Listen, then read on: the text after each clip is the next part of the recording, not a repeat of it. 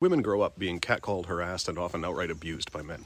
This leads women to have hard boundaries with men and to hold us at arm's length. For a woman to even hold eye contact with a strange man in public is actually dangerous, so they don't generally do it. Keeping men at a distance is a literal survival mechanism.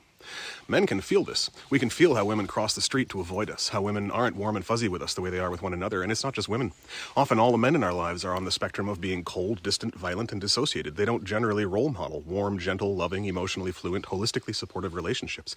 Even their affection and support is kind of distant or objective compared to women. Realistically, the men in our lives role model how to dissociate and never process their grief and woundedness, and that's what teaches us how to interpret the distance we feel from women. Many mothers carry these hard-learned patterns into their relationships with their sons and actively harm boys by failing to heal or to differentiate between their learned patterns of keeping men at a distance for their safety and the need that their baby boys have to be held up close through their teenage years and as adult men. All of this contributes to men's sense of being disconnected, monstrous, and inherently unlovable. I completely understand, respect, and actively support a woman's choice to cross the street to avoid being close to me, and it still has an emotional impact, and a lifetime of those impacts builds up. It makes the world a colder, lonelier place. Statistically, the men around us feel emotionally disengaged and angry, and the women seem distant and scared. I can see why so many men feel like all women just hate men. I can see how easy it is for men to fall into these red pill traps and really internalize this belief that they're predators, trying to catch or get women, because that's how we're treated our whole lives. It's easier to just put that persona on, claim that as an identity, and say, okay, sure, this is what a man is then. I'm going to be a pickup artist and never do my laundry and try and take advantage of women in every way I can while feeling victimized. This is why so many men, when interviewed, will openly admit that they would take advantage of a woman if they thought they could get away with it. This cold, isolating, lonely world that tells us we're monsters our whole lives can very easily make us into monsters. And then we cause harm, in small ways or large ways. When we don't see this cycle and our role in it, we feed right back into it, and then we traumatize another generation of women who then have to keep men at arm's length and treat all men as dangerous predators, because quite a lot of us are. Once you see this cycle, two things happen.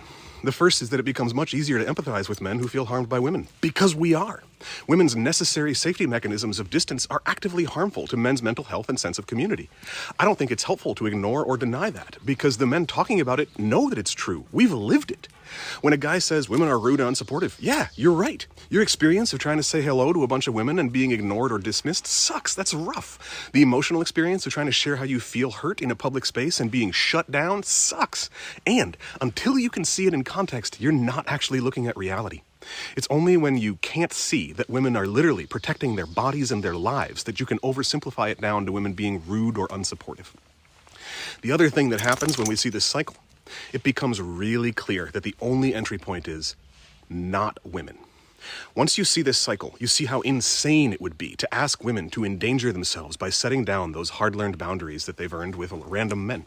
Guys, it's on us. Heal your patterns and support other men to create a safer world for women. And then, once women are safe from us, then we can start to talk about how to support women in setting down those boundaries to be less rude.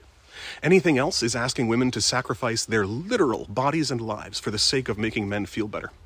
Men, until you understand this, you are not actually a safe person for women, and women's boundaries with you are justified and necessary. So men, let's talk about it. With each other. Fathers, talk to your sons about this. Guys, talk to your co-workers. When other men talk about how women are rude or distant or harmful, agree.